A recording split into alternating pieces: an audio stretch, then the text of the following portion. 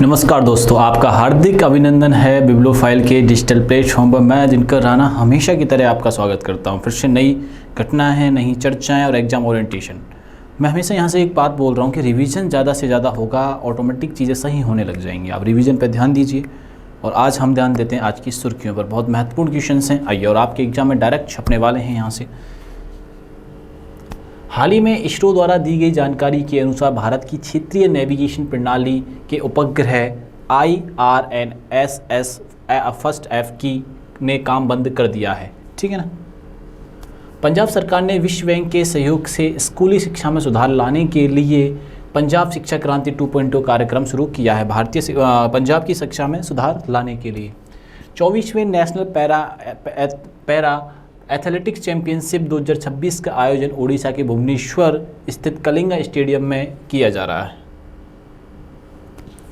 Supreme court ने हाल ही में एक ऐतिहासिक फैसले में 12 सप्ताह लगभग 3 महीने के साप्ताहिक मातृत्व अवकाश देने का आदेश दिया। यह अवकाश बच्चे की उम्र की परवाह किए बिना गोद लेने वाली माताओं को मिलेगा। जिस महिला ने बच्चे को गोद लिया है उसको उस बच्चे को टाइम देने के लिए 12 महीने तक क्या मिलेगा, उसको अवकाश मिलेगा, अगर वो वर्किंग है तो। हाल ही में महाराष्ट्र 2026 महाराष्ट्र विधानसभा और छत्तीसगढ़ विधानसभा दोनों ने अपने राज्यों में धर्म की स्वतंत्रता विधेयक या धर्म स्वातंत्रता विधेयक पारित कर दिया है, जिसमें 10 साल तक की जेल आपको हो सकती है। अगर कोई ज़बरदस्ती धर्म कन्वर्टेशन रिलीजन को कन्वर्ट करता हुआ मिलता है तो उसे 10 ईयर्स की जेल हो सकती है। हो सकती क्या है। जापानी फैशन ब्रांड यूनिक्लो ने मार्च 2026 में भारतीय तेज गेंदबाज जसप्रीत बुमराह को भारत के लिए अपना नया ब्रांड एम्बेसडर बनाया है। भारतीय प्रौद्योगिकी संस्थान IIT गुवाहाटी के शोधकर्ताओं ने हाल ही में एक उन्नत मैक्सन बेस्ड मटेरियल विकसित किया है। ये सामग्री एक साथ समुद्री जल के विलवणीकरण और सौर ऊर्जा के उपयोग करके स्वच्छ हाइड्रोजन उत्पन्न करने में सक्षम है। आंध्र प्रदेश के मुख्यमंत्री N चंद्रबाबु नायडू ने दिव्यांग शक्ति योजना का शुभारंभ किया है। इस योजना के तहत राज्य के दिव्यांगजन APSRTC बसों में मुफ्त यात्रा कराई जाएगी, या उसका पेमेंट कौन करेगा? आंध्र प्रदेश गवर्नमेंट करने वाली है। आइए पहले क्वेश्चन की बात करते हैं। आइए, हाल ही में इसरो के अनुसार भारत की क्षेत्रीय नेविगेशन प्रणाली परमाणु घड़ी बंद हो गई है। इसका संबंध किससे है? आइए, इसरो के अनुसार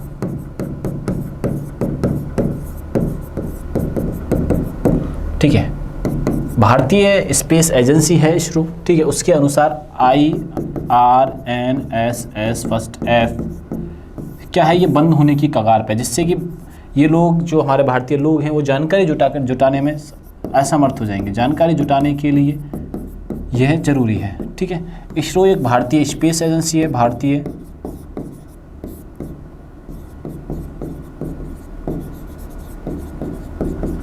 भारतीय स्पेस एजेंसी है, ये बात आप लोग यहाँ से ध्यान रखना, इसरो। ठीक है ना, आप यहाँ से ध्यान रखनी है भारतीय स्पेस एजेंसी कौन सी है? इसरो है। एक बात यहाँ से यहाँ पर याद रखनी है इसरो के बारे में, इसका निर्माण का श्रेय जो जाता है वो साराभाई जी को जाता है, विक्रम साराभाई।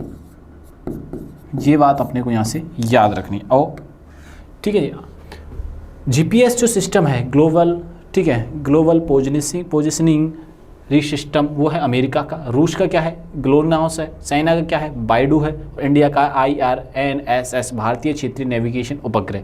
ठीक है, तो आपसे पूछा जा सकता है कि GPS कहाँ का है? तो GPS है बच्चों भारत का, वो अमेरिका का, USA का। आपसे पूछा जाएगा ग्लोनास कहाँ का है? ग्लोनास कहाँ का है बच्चों? ये है रशिया यानी कि रूस का। आपसे पूछा जा सकता है बियर्डो कहाँ का है? चाइना का है।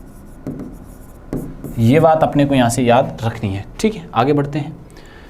प्रॉब्लम क्या है? IRNSS उपग्रह की परमाणु घड़ी खराब हो गई है। घड़ी के तत्व, इन घड़ियों में सीजियम का उपयोग किया जाता है। आप ध्यान रखना, जो परमाणु घड़ी जो होती है उसमें किसका प्रयोग किया जाता है? सीजियम का किया जाता है। परमाणु घड़ियों में सीजियम का प्रयोग किया जाता है। किसका प्रयोग किया जाता है? सीजियम का प्रयोग किया जाता है।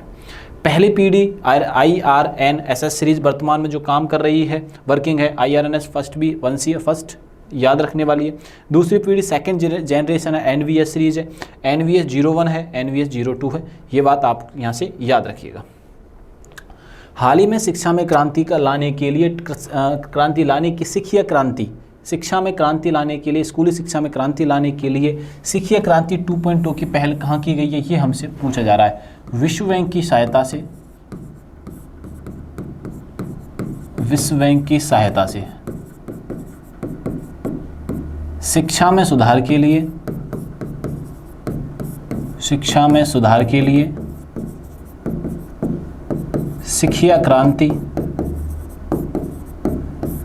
शिक्षा क्रांति 2.1 का जो शुभारंभ किया गया है वो किया गया है पंजाब के अंदर। कहाँ पे किया गया है बच्चों? पंजाब में इसका शुभारंभ किया गया है। ये बात आप लोग यहाँ से ध्यान रखना, ठीक है। शिक्षा में सुधार से मतलब क्या है बच्चों? गरीब बच्चों की शिक्षा को उन्नत करना है, गरीब बच्चों तथा सरकारी स्कूलों की तरफ रुझान बढ़ाना है, सरकारी स्कूलों की तरफ रुझान बढ़ाना है, ठीक है। ये बात ध्यान रखना। पंजाब की राजधानी है चंडीगढ़, ठीक है ना, आप ध्यान रखिएगा। यहाँ के सीएम है भगवंत मान जी, भगवंत मान जी हैं। ये बात अपने को यहाँ से याद रखनी है पंजाब के बारे में। आओ आगे बढ़ते हैं। उद्देश्य है गुणवत्ता शिक्षा और व्यावसायिक प्रशिक्षण के माध्यम से स्कूली शिक्षा में सुधार करना। सहायता विश्व बैंक की सहायता से किया गया, वर्ल्ड बैंक, ठीक है। ब्रेटन वुड कॉन्फ्रेंस में इसकी स्थापना हुई थी और इसका मुख्यालय है वाशिंगटन डीसी में। वाशिंगटन डीसी में किसका मुख्यालय है? वर्ल्ड बैंक का मुख्यालय। ये बात आप लोग यहाँ से ध्यान में रखिएगा।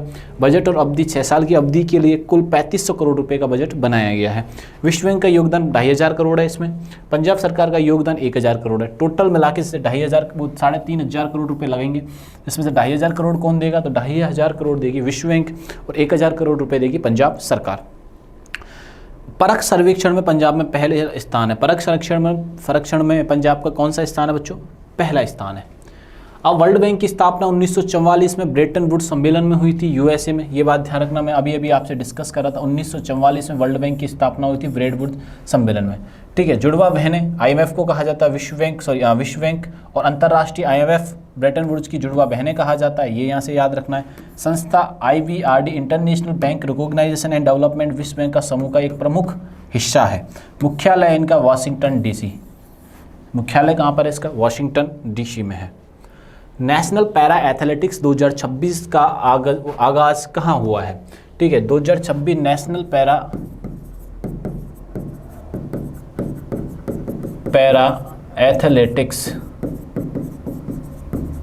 एथलेटिक्स चैंपियनशिप 2026 का आयोजन, ठीक है, कहाँ हो रहा है? तो ये हो रहा है बच्चों उड़ीसा में भुवनेश्वर में। और भुवनेश्वर में एक स्टेडियम है जिसका नाम है कलिंगा स्टेडियम। स्टेडियम का नाम क्या है? कलिंगा स्टेडियम में इसका आयोजन हो रहा है। ये बात ध्यान रखना। उड़ीसा की कैपिटल है भुवनेश्वर। मंदिरों का शहर कहा जाता है इसी को ही, मंदिरों का शहर कहा जाता है। मोहन चरण मांझी जी, मोहन जी यहाँ के क्या हैं? सीएम हैं। ये बात आप लोग यहाँ से ध्यान रखना, ठीक है। चिल्का लेक कहाँ पे है? तो चिल्का उड़ीसा के अंदर ही है। ये बात भी अपने यहाँ से याद रखनी है। ये जो बेसिक जानकारी है, छोटी छोटी जानकारी यहाँ से उड़ीसा के बारे में याद रखनी है। उड़ीसा में ओडिसी क्लासिकल डांस किया जाता है और एक व्यक्ति हैं जो पखावाज है जिन्हें कहा जाता है केलूचरण महापात्रा जी। केलूचरण महापात्रा जी ये यहीं के रहने वाले हैं। ये सारी इन्फॉर्मेशन हमें याद रखनी है उड़ीसा के बारे में। आओ आगे बढ़ते हैं। यह प्रतियोगिता 24वां क्रम है। कलिंगा स्टेडियम उड़ीसा में किया जाता है। पैरा एथलेटिक्स के लिए किया जा रहा है। जो दिव्यांगजन होते हैं ये उन लोगों के लिए खेल आयोजन किया जा रहा है। कलिंगा स्टेडियम उड़ीसा में हो रहा है जिसमें 1460 पैरा एथलेटिक दिव्यांग लोग इसमें पार्टिसिपेट करेंगे। बीएसएफ सर्विसेज टीम में हिस्सा लेंगी। आयोजन तिथि होगी 17 मार्च से 21 मार्च के मध्य। हाल ही में सुप्रीम कोर्ट ने गोद लेने वाले माताओं के लिए कितने सप्ताह का अवकाश देने की घोषणा की है? कोई महिला, ठीक है, सुप्रीम कोर्ट ने क्या कहा है वो समझिए आप। सुप्रीम कोर्ट, ठीक, इसने कहा है कि कोई भी महिला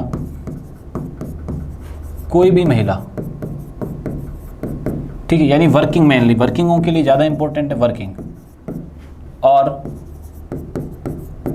किसी भी एज ग्रुप के बच्चे को, किसी भी एज ग्रुप के बच्चे को गोद लेने पर,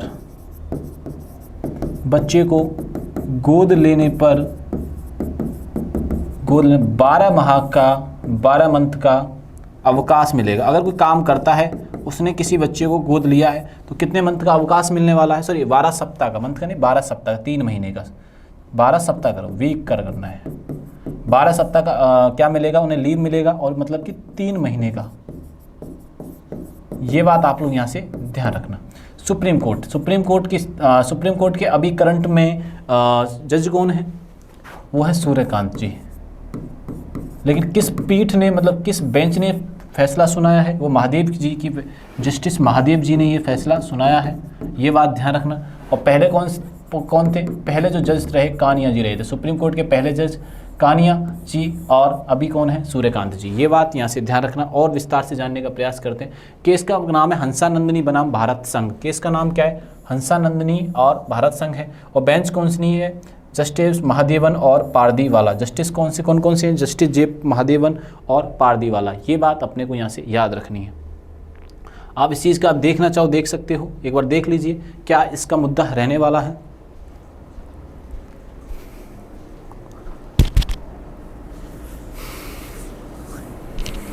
चलिए आगे बढ़ते हैं। कानून सामाजिक सुरक्षा संहिता 2020 की धारा 64 सेक्शन के अनुसार है। पिछला नियम, पहले नियम केवल 3 माह तक के बच्चों के लिए गोद लेने की 12 सप्ताह का मात्र अवकाश था, 3 माह तक। इसमें यहाँ पे एज लिमिट को हटा दिया गया है, इसमें जो एज लिमिट है वो हटा दी गई है। वो क्या बच्चों, एज लिमिट हटा दी गई है। ये बात आप लोग यहाँ से ध्यान में रखिएगा। सुप्रीम कोर्ट का बदलाव, सुप्रीम कोर्ट ने 3 महीने की उम्र की सीमा वाले क्लोज को असंवैधानिक बताया है, बताकर हटा दिया। ये माना गया है कि अनुच्छेद 14 समानता का अधिकार है, अनुच्छेद 21 जीवन के अधिकार के उल्लंघन करता है। नया नियम अब गोद लिए गए बच्चे की उम्र चाहे किसी भी दत्तक माताएं 12 सप्ताह के मातृत्व अवकाश का हकदार हैं। धर्म की आज़ादी वाला बिल किसने पास किया, 2 बिल पास हुए हैं, एक छत्तीसगढ़ में पास हुआ है, एक पास हुआ है महाराष्ट्र के अंदर। धर्म की आज़ादी का बिल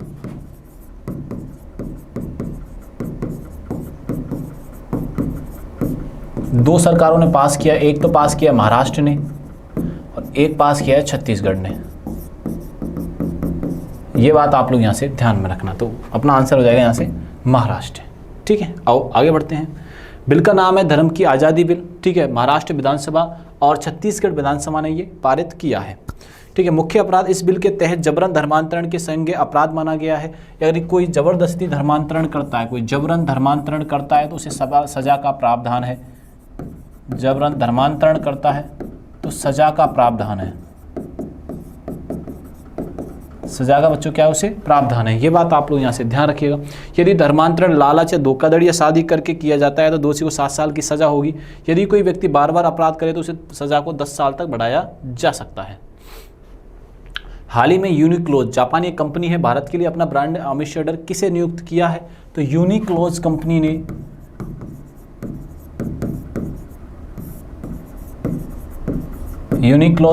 ने किसे चुना है, जसप्रीत बुमराह को चुना है।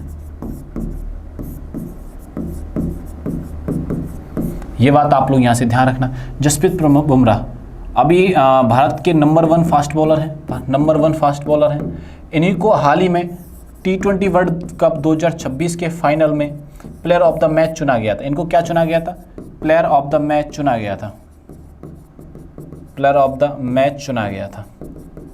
और 2024 के T20 वर्ल्ड कप में प्लेयर ऑफ द टूर्नामेंट चुना गया था, प्लेयर ऑफ द टूर्नामेंट चुना गया था। ये बात आप लोग ध्यान रखिएगा जसप्रीत बुमराह के बारे में। ठीक है, हाल ही में साफ हाइड्रोजन और डिसैलिनेशन के लिए एमसिन बेस्ड मटेरियल किसने विकसित किया है, तो ये विकसित किया है IIT गुवाहाटी ने। ठीक है, साफ हाइड्रोजन और डिसैलिनेशन किया गया है मैक्सिको, और किस IIT ने किया है, तो IIT गुवाहाटी ने क्या किया है। देखो, पानी स्वच्छ होना चाहिए और हाइड्रोजन से पानी और हवा को साफ करने का प्रावधान किया गया, वो IIT गुवाहाटी ने किया है। ये बात अपने को यहाँ से याद रखनी है। आइए और जानने का प्रयास करते हैं प्रक्रिया। पानी को इलेक्ट्रोलाइसिस किया जाएगा, पानी के अणुओं को तोड़कर हाइड्रोजन ईंधन का निर्माण किया जाएगा। किसके, देखो पानी के अणु को तोड़कर क्या किया जाएगा, तो उसे हाइड्रोजन का ईंधन निर्माण किया जाएगा। यह जीवाश्म ईंधन का एक बेहतरीन विकल्प है और ग्रीन और क्लीन एनर्जी के उत्पादन में मदद करेगा। समुद्र के खारे पानी को पीने योग्य मीठे पानी में बदलना है। ठीक है, इसका मेन टारगेट क्या रखा गया है कि खारे पानी को मीठे पानी में बदलना, जो कि समुद्रों में फैला हुआ है। इस प्रक्रिया को चलाने के लिए सौर ऊर्जा का उपयोग किया जाता है, जिससे मीठा पानी बनाना किफ़ायती हो जाएगा। IIT गुवाहाटी ने एक विशेष MCN बेस्ड मटेरियल तैयार किया है जो इन दोनों प्रक्रियाओं को एक साथ अधिक से अधिक कुशलता प्रदान करेगा।